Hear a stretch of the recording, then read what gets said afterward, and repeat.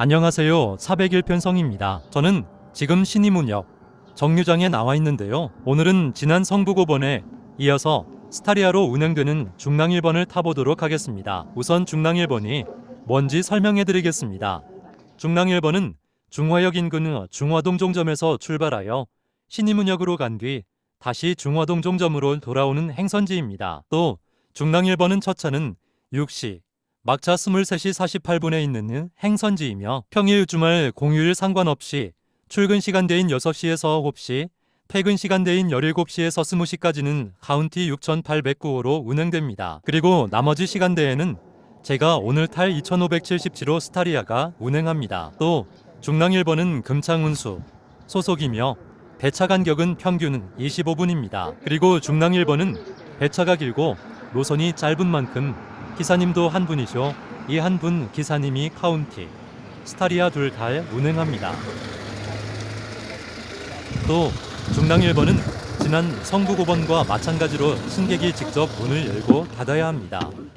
환승입니다. 유심 정보로는 위생에 적용하지 못한다 이렇게 발표하기도 했고요. 환승입니다. 그리고 실제 국내 은행들 중에서는 SK텔레콤의 SMS 문자 인증 뭐 이런 것들을 중단시킨 은행들도 있지만 계속해서 그냥 쓰고 있는 은행들도 있습니다.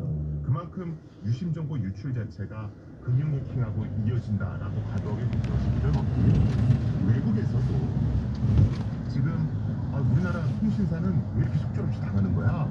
이러면서 막 속상해하시는 분들이 계시잖아요. 그런데 수년 전부터 이번 이 정류장 통신사 상륙 해킹은 아파트입니다. 계속해서 증가하고 다음 있습니다. 정류장 가장 현대 최근에 아파트 세계를 좀 떠들썩하게 했던 것이 2024년 8월 27일에 미국 워싱턴 포스트지가 언론에 발표했던 사건입니다. 이건 뭐냐면 이번 정류장 중국의 현대 아파트 앞입니다. 어떤 해킹 그룹으로 다음 추정되는 정류장 단체가 주가이동 주민센터입니다. 미국의 최소 9개의 통신회사를 현에서는 승객 여러분의 안전을 그래서 위하여 항상 손잡이를 여기서 꼭 당한 것이 뭐 잡으시고 AT&T, 차가 버라이전, 정차하면 안전하게 티모바일 하차하시기 이런 데가 바랍니다. 전부 다 털렸었고 이때 이제 집중적으로 당한 어떤 해킹 대상자들이 이제 대선 캠프에 있었던 이런 인사들이고 그 중에는 뭐 도널드 트럼프 대통령하고 벤스 대통령도 포함돼 있었다.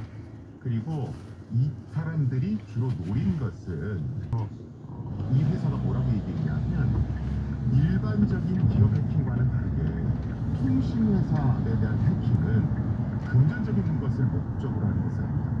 보통 통신회사의 가장 중요한 정보가 통신 기록들인데 이 통신 기록을 해킹했을 경우에 누가 누구와 친한지, 동선은 어떻게 되는지 뭐 이런 것들을 볼 수 있고 더 심하게 해킹을 한다면 주고받은 문자 메시지 내용이 뭔지 뭐 이런 것들도 알아낼 수 있다.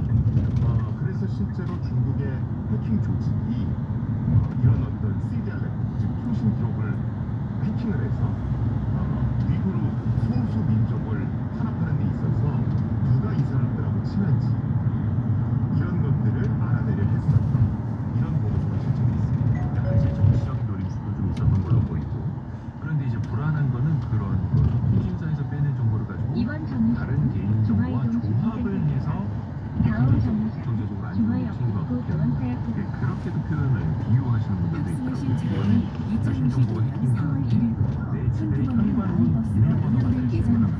4월부터는 잊지 마시고 교통카드를 준비해 주시기 조합 바랍니다. 가능하다. 그래서 내 집을 따고 들어올 수 있다. 이런 식으로 비유를 하차입니다.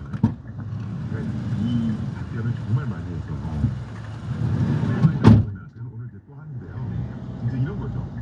이게 우리나라는 해킹을 되게 많이 당한 나라인데 공인인증서 틀렸을 거고, 제 공인인증서 비밀번호 틀렸을 거고, OTP 카드 이번 사진 정류장 나갔을 거고, 중화역 입구 인터넷 교원사역 뱅킹에 다음 로그인 정류장 아이디, 로그인 촬영기간 비밀번호가 다 입구입니다. 유출됐을 겁니다. 만약에 그렇다면 그냥 그 정보로 계좌 이체를 하면 되지 왜 유심 정보를 추가로 내리겠습니까? 그리고 어떤 뭐냐면 우리나라 공인인증서와 공인인증서 비밀번호 그리고 여타 정보를 이미 다 갖고 있으면 굳이 폰을 복제할 필요가 없다는 얘기입니다. 그걸 가지고 인터넷 뱅킹에서 내가 마음대로 계좌 이체하면 되거든요. 이번 그러면 정류장은 할인 시간 그러시죠. 아, 그럼 있습니다. 공인인증서까지는 안 나가고요. 수역 내 개인정보 정도 나가면 어떡할까요? 이렇게 승객 여러분 생각하세요. 주변을 그럼 제가 그러면 주식거래나 인터넷 뱅킹 중에 공인인증서랑 OTP 카드 안 쓰는 그런 계좌이체가 있으면 저한테 좀 알려주십시오. 이번 그래서 정류장은 우리나라는 수역 유심정보 정도 나갔다고 다음 해서 정류장은 계좌이체로까지, 정신도입니다. 즉 금융 해킹으로까지. 그런 개념이라고 봐야 될까요? 왜냐면 그 자전거 부품들이 다 통신사에 있다라는 전제잖아요. 그렇죠. 일단 이동통신사에는 공인인증서나 이런 게 없습니다. 보관 자체를 안 해요. 그러니까 많은 분들이 이제 조금 착각하시는 것 자체가 공인인증서를 유심에 저장할 수 다음 있는 정류장은 그런 기화동 서비스가 있긴 종점입니다. 합니다. 네. 그런데 그건 내 휴대폰에 있는 유심에 저장을 하는 거지 이동통신사에 저장을 하는 게 아닙니다. 그래서 이동통신사가 이번 판단을 정류장은 해서 기화동 종점입니다. 공인인증서나 OTP 카드 같은 정보가 나가는 건 아닙니다. 조금 이제 어렵기는 합니다만 그 민관 합동조사단이 그 1차 조사 결과 발표를 한 게 가입자 전화번호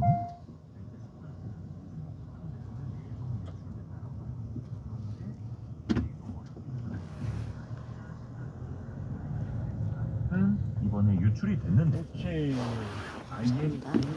하차입니다.